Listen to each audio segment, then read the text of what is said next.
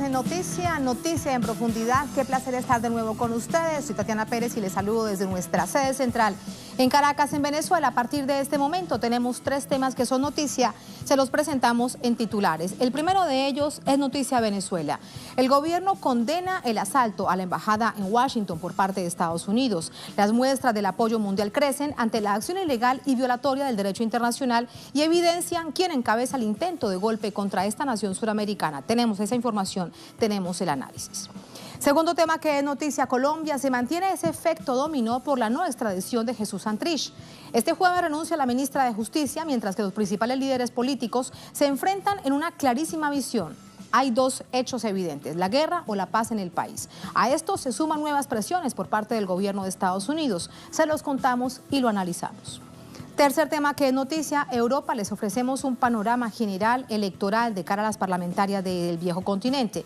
La extrema derecha, el independentismo catalán, la crisis migratoria, los migrantes, América Latina, Venezuela, son asuntos claves para este análisis en unas elecciones que son definitorias para el futuro del viejo continente. En el Noticia que así comienza, bienvenidos, bienvenidas.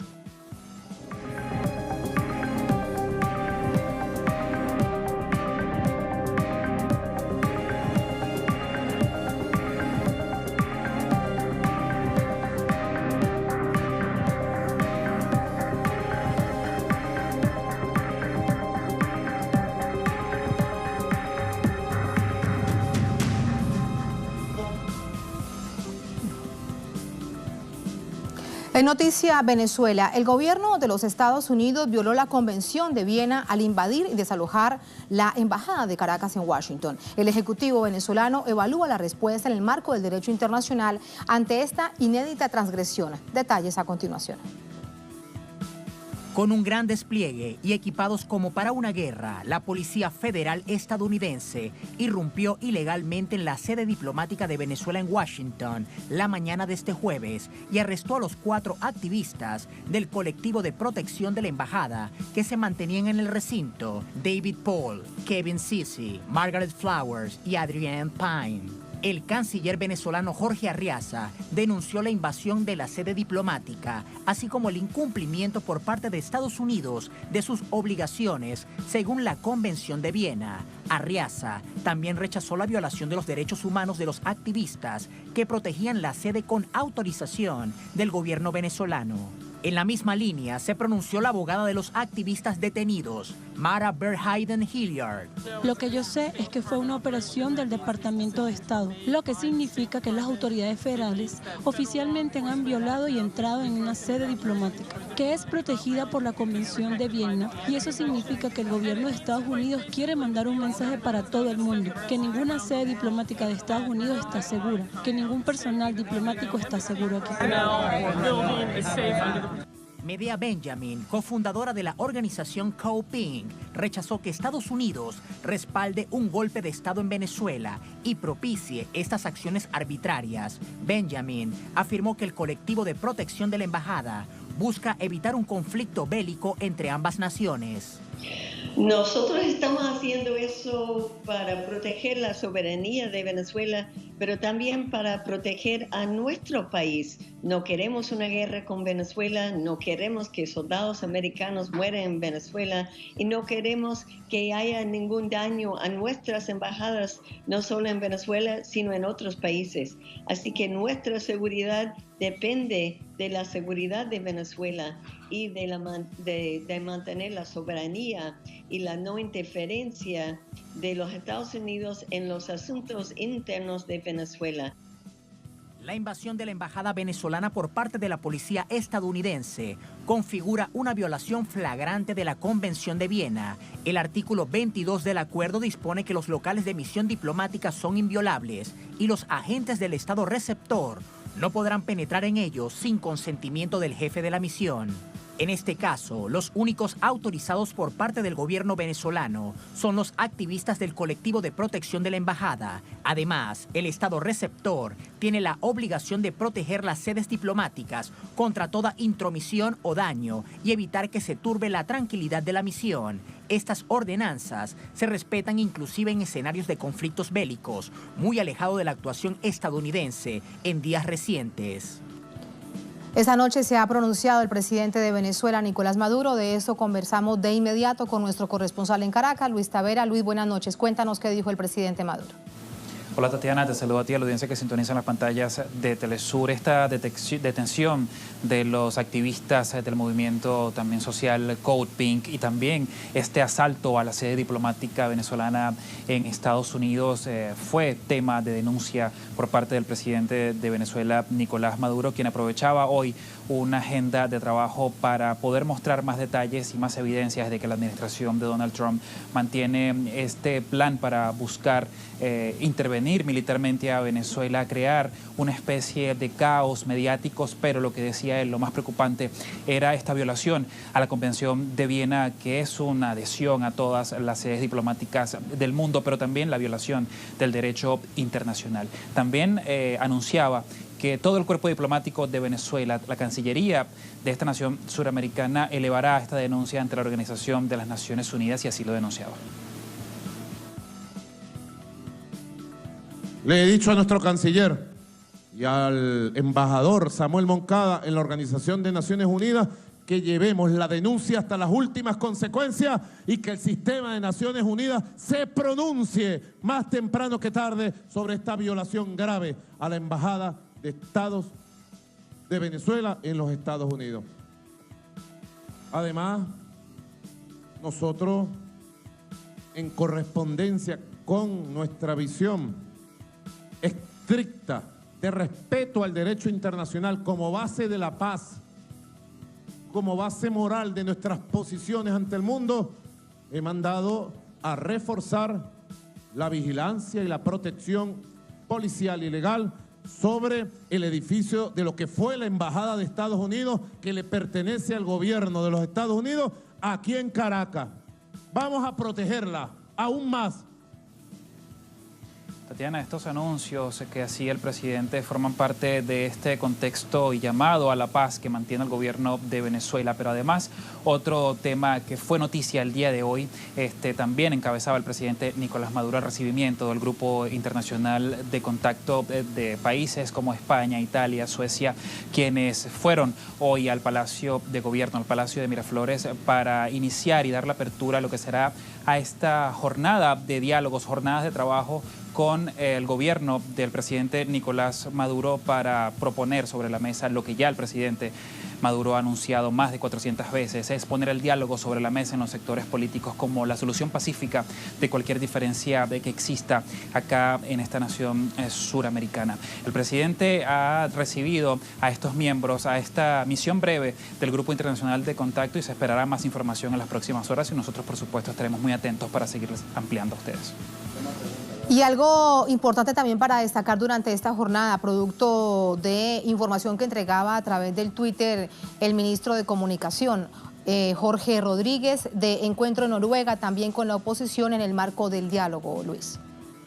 Así es, Tatiana. El ministro de Comunicaciones de Venezuela también anunciaba que la política, el diálogo en Venezuela avanza por parte del gobierno venezolano con estas intenciones de poder establecer un diálogo con la oposición de Venezuela. Ya se había conocido anteriormente este nuevo llamado al diálogo por parte del presidente Nicolás Maduro ante esta postura de violencia que protagonizaron los actores de oposición venezolana. Este encuentro se lleva a cabo, lo anunciaba el propio ministro de Comunicación, Jorge Rodríguez, desde Noruega, y nosotros estaremos esperando más informaciones para seguirles ampliando a ustedes.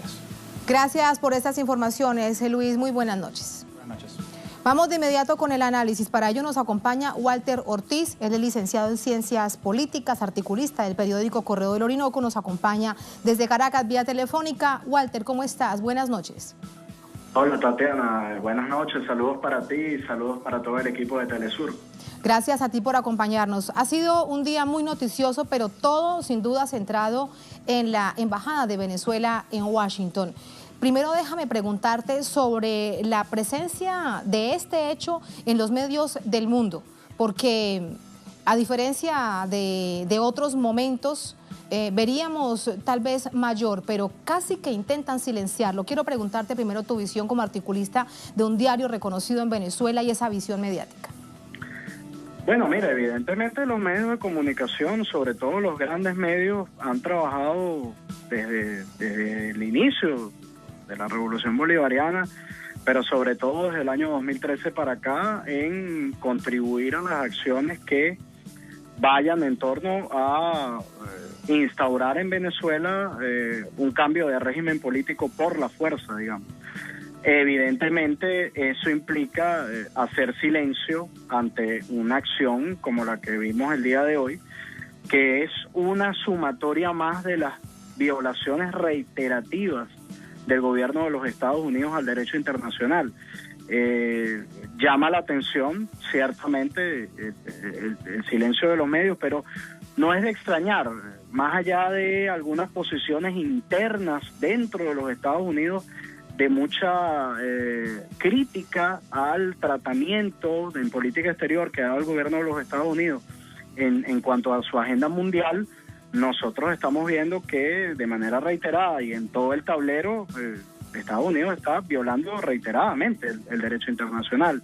Lo de hoy simplemente es una sumatoria más al proceso de escalada en contra de Venezuela, y evidentemente los medios de comunicación prefieren mantenerse al margen, hacer silencio, porque además ellos se cuidan mucho en estos momentos de una circunstancia que es real, Tatiana, y es que finalmente la estrategia de cambio rápido de régimen en Venezuela, que es la estrategia que ha venido desarrollando el gobierno de Trump, no les ha funcionado. Entonces cada vez que ellos han intentado una nueva arremetida, una nueva escalada, han tenido un ejército de medios prácticamente al frente de ese proceso. Entonces ya esta jugada, después de lo que sucedió el 30 de abril, evidentemente ellos han preferido mantenerse al margen, aún con la gravedad de un asunto como el que hemos visto esta mañana en Washington. Ese es el nivel de la gravedad. ¿Quedan vulnerables las embajadas de cualquier nación dentro de los Estados Unidos? Mira, yo creo que eso lo que demuestra es ya la prácticamente inexistencia del derecho internacional, digamos.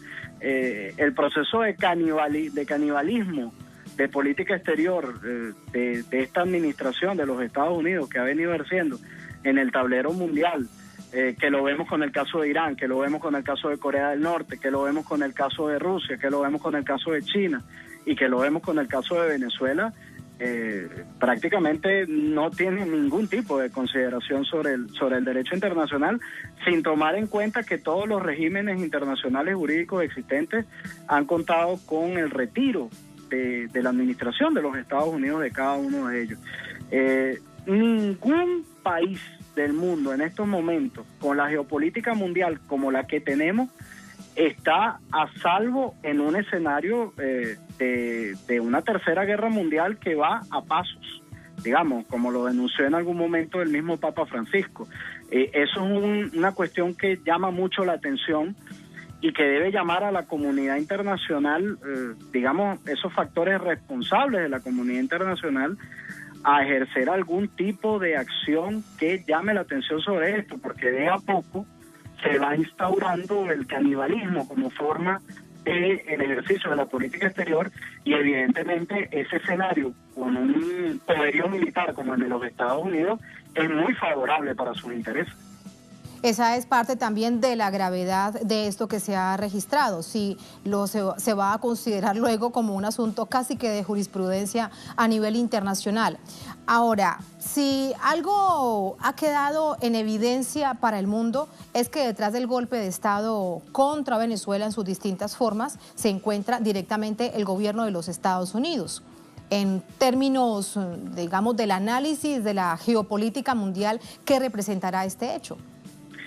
Mira, sin duda alguna, claramente durante todo el proceso de instauración o intento de entronizar un gobierno paralelo en Venezuela, que ha sido la fase que arrancó a partir del 23 de enero en nuestro país, ha sido tutelada por el gobierno de los Estados Unidos de manera abierta.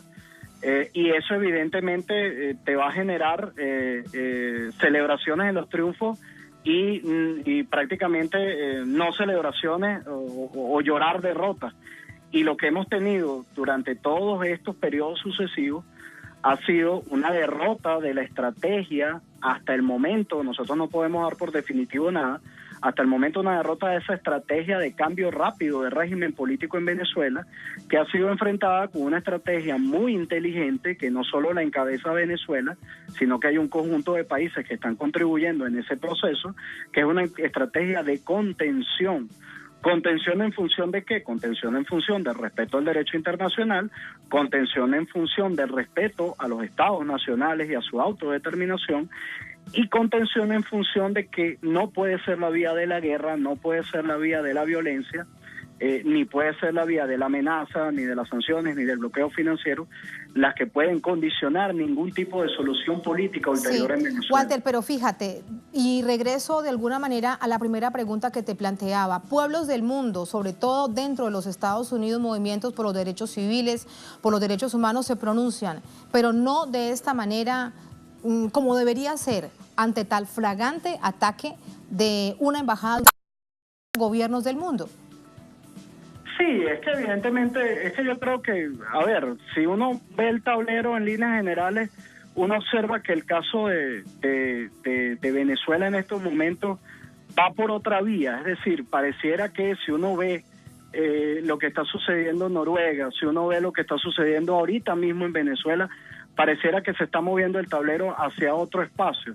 El gobierno de los Estados Unidos, evidentemente, todo escenario que no le es definitivamente favorable, lo envenena. Lo está haciendo con Irán, lo hace con Corea del Norte, lo hace con Rusia, lo acaba de hacer con China, que es prácticamente la primera economía del mundo. El caso de Venezuela no va a ser, evidentemente, una excepción.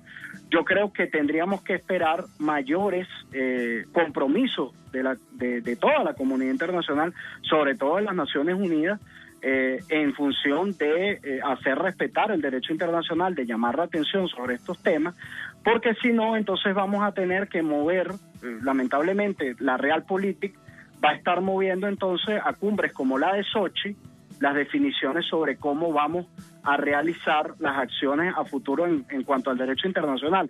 Es decir, ya no va a ser la ONU un escenario de resolución de absolutamente nada, sino que tendremos que hacer cumbres bilaterales, cumbres multilaterales para tratar de buscar soluciones políticas a los problemas mundiales, porque ya Venezuela es parte de la geopolítica mundial, y eso es una situación que nosotros no podemos, digamos, esquivar.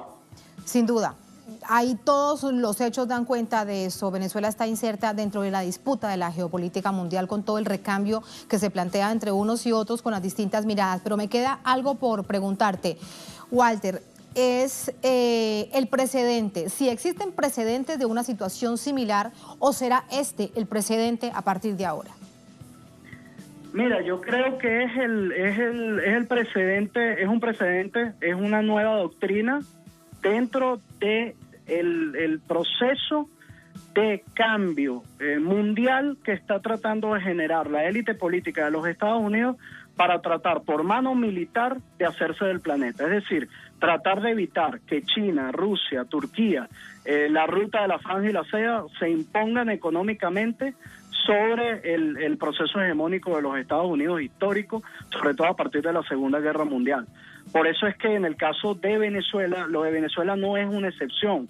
No es que está pasando porque hay condiciones específicas con respecto a Venezuela, no.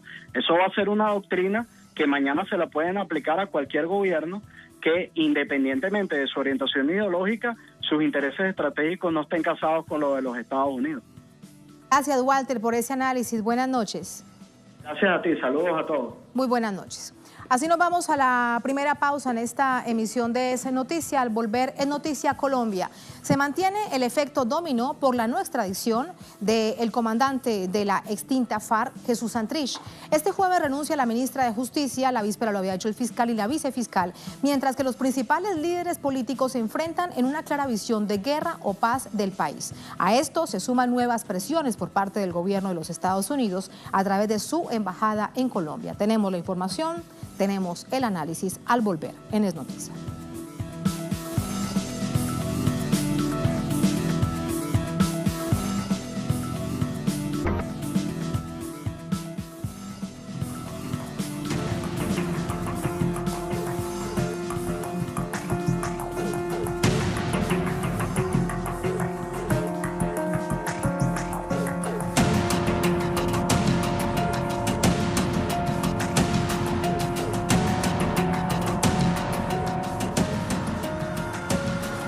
Noticia Colombia, el Poder Judicial y Político del país suramericano se encuentran en una encrucijada tras la orden de la JEP, Jurisdicción Especial para la Paz, de liberar al excombatiente de las FARC, Jesús Santrich.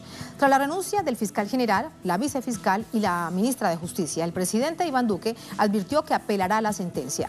Entre tanto, el uribismo pretende posicionar una constituyente que eche por la borda los acuerdos de paz de La Habana firmados en Cartagena, después en Bogotá. Tenemos ese panorama en el siguiente informe.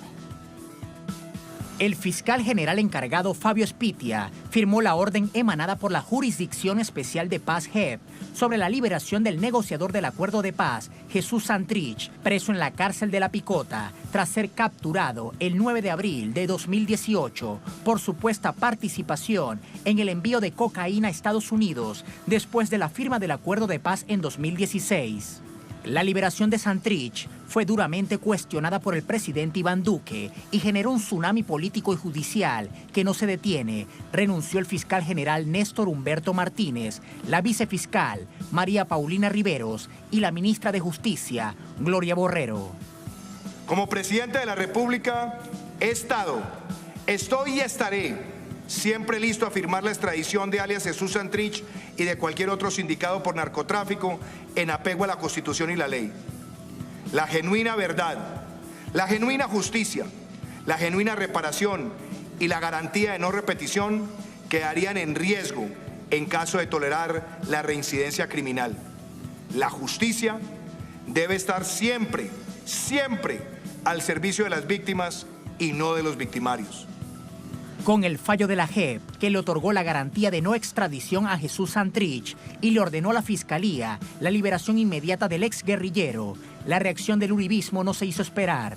Congresistas del partido oficialista oportunamente propusieron una asamblea constituyente, un recurso que según la oposición pretende sepultar los acuerdos de paz suscritos entre el Estado y la exguerrilla de las FARC. En relación a estas apreciaciones de Uribe, Humberto de la Calle, ex jefe negociador del gobierno con las FARC, compartió un comunicado vía Twitter rechazando las incendiarias declaraciones del senador Uribe.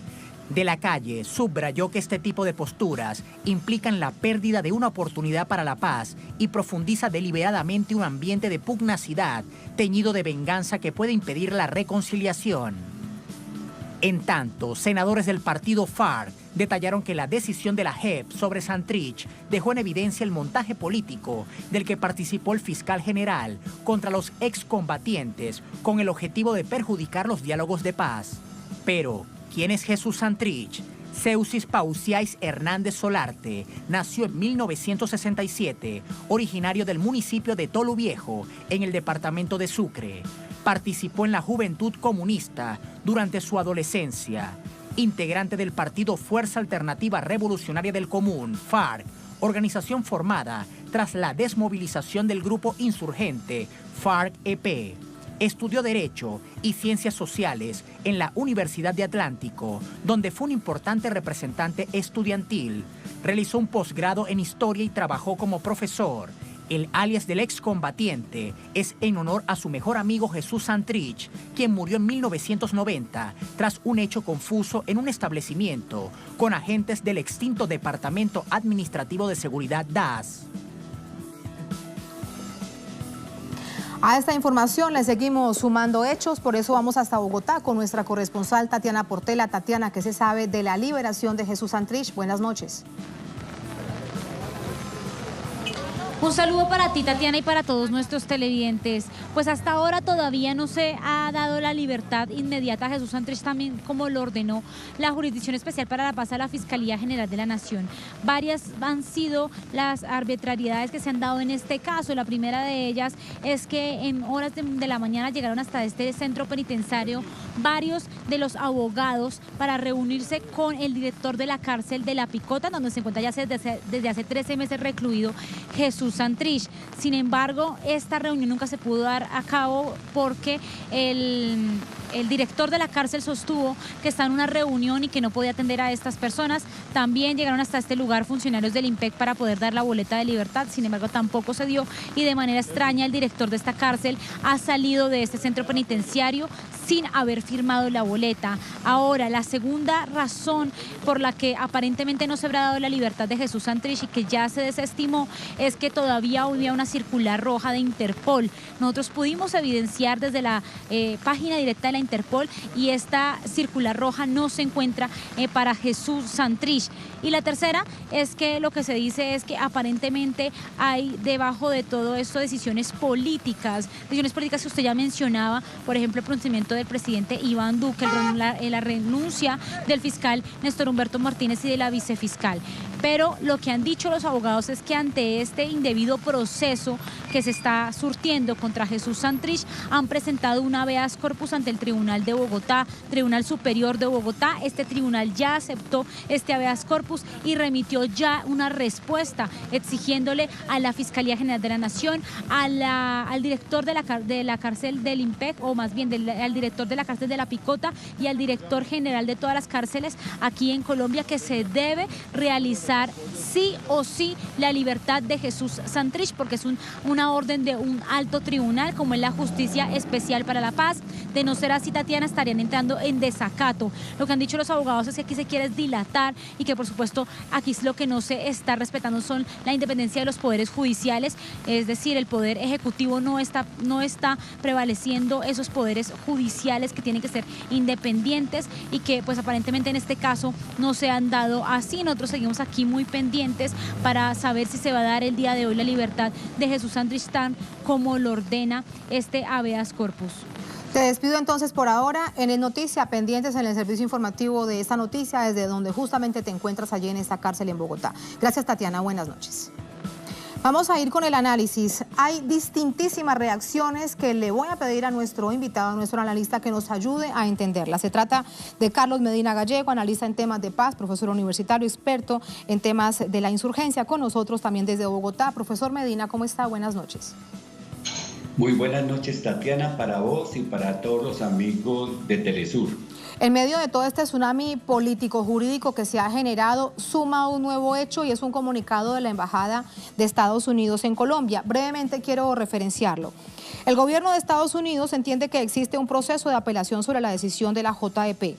Como Estado requeriente de la extradición, Estados Unidos considera que una apelación es esencial y urgente, resalta este comunicado. ¿Esa es parte de la presión para entender por qué no ha sido liberado Jesús Santrich?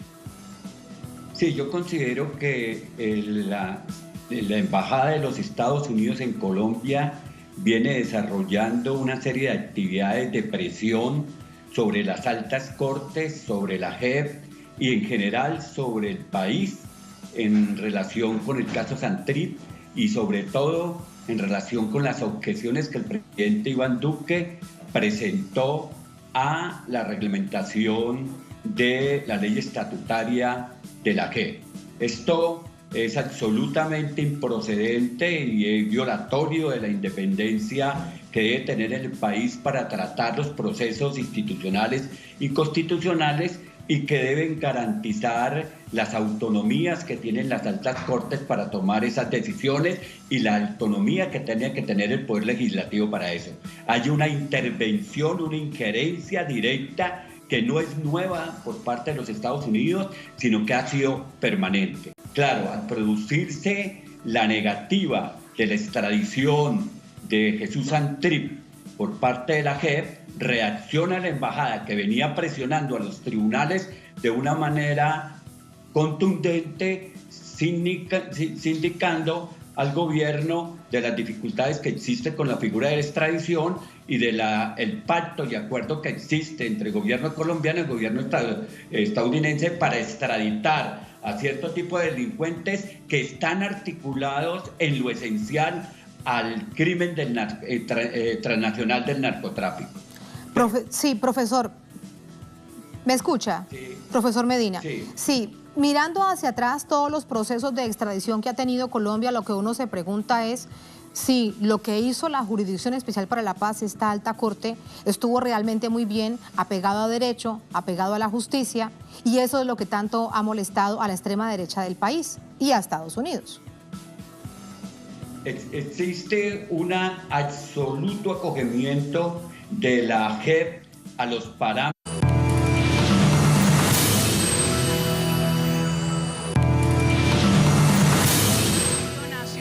tenemos información de último minuto en este momento. Es la reunión con Zhao Beitang. Él es el director general de América Latina para el Ministerio de Exteriores de la República Popular China. Información que hemos estado mostrando a ustedes en este momento. Están siendo recibidas algunas delegaciones que brindan su respaldo al presidente constitucional de la República Bolivariana de Venezuela. En este caso, teníamos en este momento la delegación de la República Popular China que están siendo recibidos en el Palacio de Miraflores en estas jornadas. La información de último minuto que hemos presentado a ustedes en este instante. Continúen con Telesur. ¿Qué ha dicho el presidente? Es que el presidente ha dicho que la justicia debe estar al servicio de las víctimas. Y yo creo que no hay una institución que se ponga más en contra del derecho de las víctimas que la extradición. La extradición está contra el derecho a la verdad, el derecho a la justicia, a la reparación y al compromiso de no repetición. Ya los extraditados del proceso con los paramilitares han puesto en evidencia que la extradición no reconoce los derechos de las víctimas y por el contrario niega esos derechos. Entonces me parece que el presidente se equivoca al considerar que los derechos de las víctimas tienen que ver con la extradición en un caso donde supuestamente el delito por el cual se extraditaría sería el de narcotráfico. Al no haber pruebas, pues la persona involucrada y sindicada tiene que quedar libre y la Jurisdicción Especial para la Paz lo que ha dictaminado es lo que en ley y conforme al debido proceso debía hacerse. A propósito del presidente, profesor Medina, él dice que él entiende la molestia de todo el pueblo colombiano. Este hecho ha realmente reventado el Twitter y las reacciones en distintos medios de comunicación. ¿Será que el presidente no sabe leer Colombia? ¿Que hay millones de personas que realmente anhelan la paz? ¿O es que tiene muy malos asesores?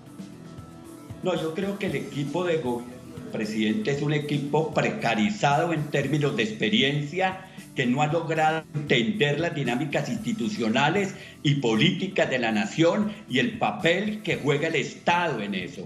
Yo creo que se ha ido creando por parte del gobierno nacional y del partido del gobierno, el Centro Democrático, una situación de alta complejidad, tanto institucional como política, que genera esta situación de polarización, de incertidumbre que se vive actualmente en el país y donde hay una serie de elementos que se están dando que colocan grandes dificultades para salir del atolladero en que nos encontramos en materia de poder dar cumplimiento a los acuerdos de paz, pero sobre todo de encontrar las rutas de la convivencia democrática y colocarnos en el camino de poder definir un futuro posible en materia de desarrollo y bienestar para los colombianos. Es un retorno a la violencia, a la guerra que se está viendo a través de los sistemáticos asesinatos que se vienen haciendo, fundamentalmente de los miembros del partido FARC, cosa que hay que detener urgentemente. La crisis institucional que se tiene presentando es una oportunidad para poder ajustar en un acuerdo político de partidos la ruta que se debe seguir para superar estos impases. Pero profesor Medina, parece que Uribe Centro Democrático, déjeme le pregunto, parece que el partido oficialista Uribe Centro Democrático no acompaña esta visión de país.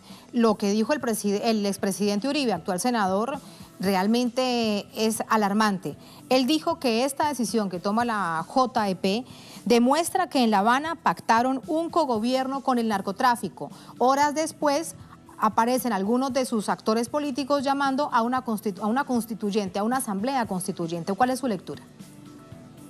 No, yo creo que ahí hay dos cosas. Primero, el presidente Uribe tiene un discurso demencial y que está fuera de todo tipo de realidad. Decir que en La Habana se pactó un acuerdo de gobernabilidad entre las FARC y el presidente Santos es absolutamente absurdo y no debe ser razón de atención de eso. Segundo, una constituyente no se convoca en cualquier momento en la historia de un país. Una constituyente se convoca cuando la correlación de fuerzas democráticas es favorable a una transformación significativa de la institucionalidad del Estado. Pero en este momento donde la polarización es tan alta y la correlación de fuerzas no es favorable a ese tipo de constitución,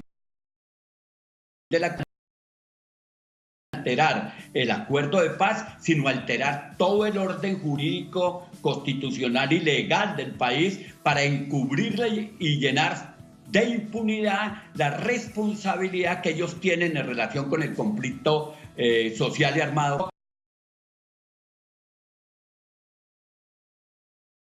Está en la... y el presidente o el expresidente Álvaro Uribe Vélez de encubrir la situación generada por el paramilitarismo, por la parainstitucionalidad y toda la serie de infracciones al derecho y a la constitucionalidad del país que ocurrieron durante el gobierno del presidente Uribe. El exfiscal Montenegro ha llamado a la atención sobre los procesos que se le deben seguir al presidente Uribe y ha prometido que en el próximo mes de junio se hará pública la investigación que se viene realizando sobre masacres ocurridas durante la administración del presidente Uribe. Entonces hay una situación supremamente tensa, polarizada, de incertidumbre, de angustia, que está extendiéndose en el ámbito del espíritu de la nación, que es necesario detener, que es necesario apaciguar y que obliga a la inteligencia política del presidente para poder ganar distancia del centro democrático y del presidente Uribe y gobernar no para el partido de gobierno y el partido del presidente Uribe, sino para la nación colombiana y para el porvenir de la nación colombiana. ¿Hay algo en todo esto de lo que usted dice que rescataba a través de un comunicado quien fue el jefe negociador de los diálogos por parte del gobierno de La Habana, Humberto de la Calle, parte de un extracto de la comunicación que hace pública? Las declaraciones del expresidente, él le responde al expresidente Uribe, son un eslabón más en una tarea de demolición del sistema judicial que abarca la Corte Constitucional, la Corte Suprema y ahora la Jurisdicción Especial para la Paz. Detrás de esto no solamente está el proceso de paz entonces, profesor Medina, ¿usted cómo lo entiende? No, yo lo que entiendo es que hay dos caminos para tratar de cubrir de impunidad los actos propios en los cuales uno se ve involucrado frente a la justicia. Uno de los caminos es fundamentalmente acallando la justicia a través de la intimidación, de la violencia y de la criminalización de la misma. Y el otro camino, que era el que optaron ellos, es tomándose el aparato de justicia. Por eso es tan importante que haya salido de la Fiscalía quien ha sido en gran medida responsable de delitos tan graves como los delitos de la corrupción, defensor de corruptos, es decir, que ha jugado un papel fundamental en el espacio de la criminalidad de los cárteles de la corrupción en el país, que es Néstor Humberto Martínez. También es importante que salga una ministra que no ha jugado ningún tipo de papel relevante en el desarrollo de este proceso y que no ha sido capaz de conducir con certeza el sistema judicial colombiano, y que salgan la vicefiscal, es decir, que salgan una serie de funcionarios que están en el gobierno cumpliendo un papel inadecuado. Pero también es muy importante que se preparen los sectores democráticos para vigilar quienes llegan a estos cargos, porque tomarse la justicia y ponerla al servicio de la criminalidad y la impunidad es lo que se viene haciendo en el actual gobierno. Y cuando tribunales como la Jurisdicción Especial para la Paz operan conforme lo marca la Constitución y la ley y su propia normalidad, justicia en el marco del debido proceso, entonces son cuestionadas como vienen cuestionándolo estos sectores de la extrema derecha en nuestro país. De hecho, toda esta situación pone sobre el tapete el papel institucional que juegan las altas cortes. Hoy, de hecho, se ha pronunciado el presidente de la Corte Suprema de Justicia. Brevemente también quiero compartir con usted, profesor, seguramente ya lo vio con la audiencia, lo que él dice. La transformación de la justicia debe ser pensada para acercarla a la ciudadanía. Ello requiere el estudio profundo en que está comprometida y adelantan desde hace un par de años organizaciones de la rama judicial y las jurisdicciones ordinarias y contenciosas lideradas por la Corte Suprema y el Consejo de Estado, donde además él dice que hay que hacer un llamado precisamente a la calma institucional. Pero la pregunta es, ¿por qué en la rueda de prensa que citaron las altas cortes él no estaba allí? Estaban las demás y no el presidente de la Corte Suprema. Sí, preocupa esa situación cuando las altas cortes deciden pronunciarse frente al problema de las visas. El presidente de la alta corte, la Corte Suprema de Justicia, no se hace presente. Sin embargo, él dice que había sacado un comunicado en el cual habían ya sentado posición. Lo que yo considero que es importante señalar lo siguiente: la justicia colombiana está en mora de una reforma que le permita a las altas cortes ganar las autonomías suficientes para no depender de los partidos políticos y de los patrones políticos de la nación colombiana. Entonces, si la autonomía que deben tener las cortes y debe tener la rama judicial no se consigue en una reforma política que libere los padrinazgos políticos de los magistrados van a seguir trabajando para sus correspondidos partidos y la situación no va a mejorarse en materia de justicia. La reforma política y la reforma de la justicia no han podido tener tránsito en el Parlamento colombiano y son dos reformas urgentes que es necesario insistir en ellas. La reforma política se enterró y la reforma a la justicia también se enterraron durante la actual legislatura. Entonces es necesario seguir insistiendo en que la institucionalidad colombiana en la rama jurídica como en el sector de la política debe darle curso a estas reformas para poder avanzar en la democratización del país y fortalecer la rama judicial. Muchísimas gracias por entregarnos este panorama, por ayudarnos a entenderlo, profesor Medina. Buenas noches, muchas gracias. Muchas gracias a vos, Tatiana, y un saludo para toda la audiencia. Muchísimas gracias. Así nos vamos a la segunda, última pausa en esta emisión de Es Noticia. Al volver, Es Noticia Europa. Les ofrecemos un panorama electoral de cara a las parlamentarias del viejo continente. La extrema derecha, el independentismo catalán, la crisis migratoria en el Mediterráneo, América Latina, son asuntos claves para este análisis. Lo tenemos al volver en Es Noticia.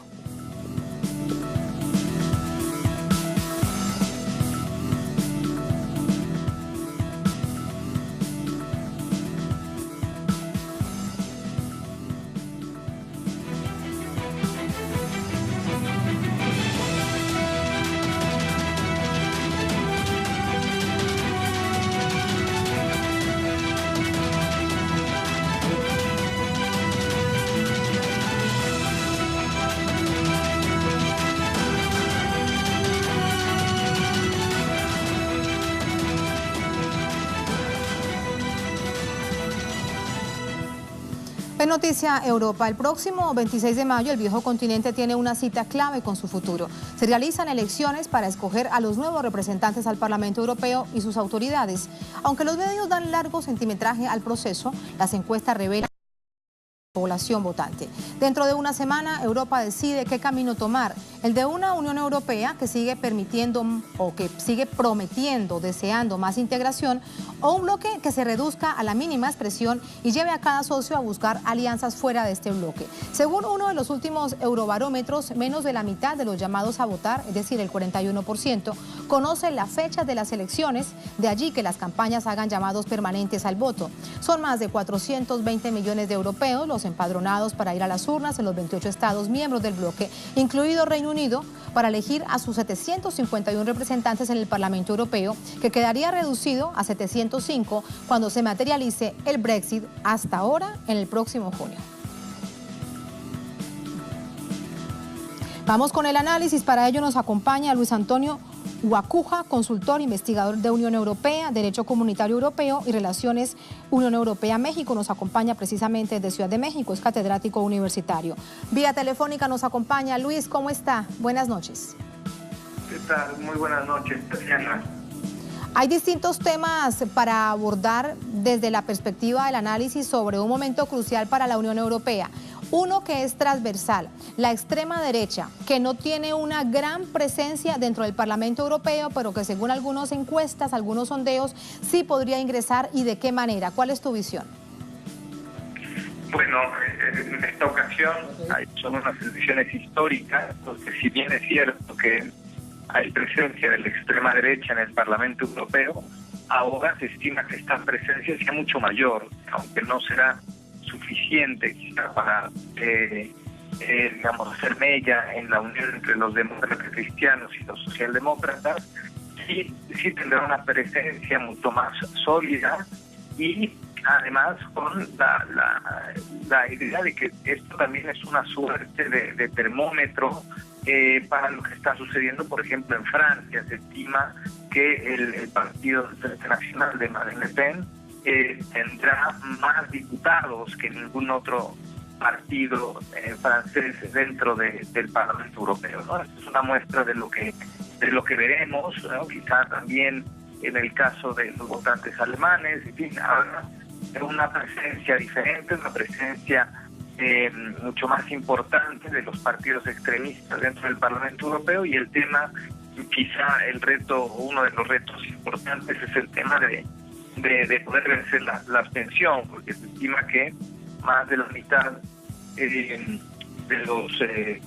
los europeos se abstendrán para estas votaciones, ¿no? Claro, y eso resulta bastante grave, de allí que ya también lo contábamos en el debate de la víspera, por ejemplo, que se transmitía por distintas cadenas europeas, lo que se pedía justamente por cada uno de los aspirantes cuando se les daba la voz, la palabra, era que había que ir a votar, pero también teníamos la encuesta que dice que por lo menos el 41% del potencial votante ni siquiera sabe cuándo son las elecciones. ¿A qué obedece entonces este fenómeno? Bueno, ha habido una detención importante en los ciudadanos, ¿no? Producto de una crisis económica que se extendió ya a más de una década, y donde los partidos tradicionales han abandonado al ciudadano europeo, y ahora el ciudadano europeo es el que está abandonando a estos partidos tradicionales, ¿no? Incluso los que van a votar, hay un porcentaje importante que no sabe por quién va a votar, ¿no? O sea, sí irán a las urnas, pero no tendrán claro por quién van a votar. Y se estima que aproximadamente 97 millones de votantes que están en esta situación, o sea, a pocos días de las elecciones, a menos de 10 días, habría que convencer a estos 97 millones de votantes europeos para una nueva composición de la Eurocámara, que también tendrá efectos en la elección, por ejemplo, del presidente de la Comisión Europea y de los comisarios europeos una vez que se haga esta propuesta, ¿no? De ahí lo importante de estas elecciones con el tema del Brexit a cuestas. Ese resulta transversal, así como también resulta transversal, quiero preguntarte el impacto que ha tenido que se le permitiese a Carles Puigdemont, el expresidente de la Generalidad, postularse a este proceso, a estas elecciones, porque también marca lo que será en adelante, en los próximos años, el proceso independentista catalán y su inspiración sobre otros procesos. Bueno, sí, aquí hay temas domésticos que se van a exportar a las elecciones al Parlamento Europeo. Hablamos hace un momento del tema de Francia, con un Emmanuel Macron con una popularidad en el sótano, y en el caso de España, que recién celebró elecciones el 28 de abril pasado, pero que todavía no ha hecho una apuesta por ver cómo se va a formar el nuevo gobierno en España, y justo lo que está haciendo Pedro Sánchez es esperar a estas elecciones al Parlamento Europeo, con el tema, sí, del independentismo catalán, también con un lastre que carga ahora el gobierno de Pedro Sánchez, y con la posibilidad quizá de que Carles Puigdemont pueda aparecer también en la Eurocámara, con todo el significado emblemático que tendría para España. Sin duda. Y me queda algo por preguntarte, Luis, antes de despedirte. La izquierda, ¿cómo llega al Parlamento Europeo? No solamente me refiero a España, que tienen algunos son en términos de coalición, los vemos muy activos en medios de comunicación y en redes sociales, pero el panorama europeo. Hay un asunto interesante. Desde España, por ejemplo, algunos candidatos han sumado a migrantes latinoamericanos para hacer visible una situación que afecta no solamente a América Latina, sino a Europa entera. No, sí, hay una crisis de la socialdemocracia en todo el mundo y principalmente en Europa, ¿no? Esto se ve con mucha evidencia, ¿no? En general, la izquierda ha tenido descalabros históricos en Europa, y cada que hay la celebración de nuevos comicios en algún país de la Unión Europea, es la socialdemocracia la que sale más trastocada de estos procesos, porque los votos que tradicionalmente le corresponderían pues se han ido justamente a los partidos llamados antisistema, que son los que se han acercado al ciudadano, y por eso el ciudadano ahora los favorece con su preferencia en las elecciones. Ese es el panorama a solo una semana de este proceso de elecciones parlamentarias europeas. Gracias, Luis. Muy buenas noches. Gracias a ustedes. Hasta luego, Tatiana. Hasta luego y muchísimas gracias. Gracias también a todos ustedes por habernos acompañado.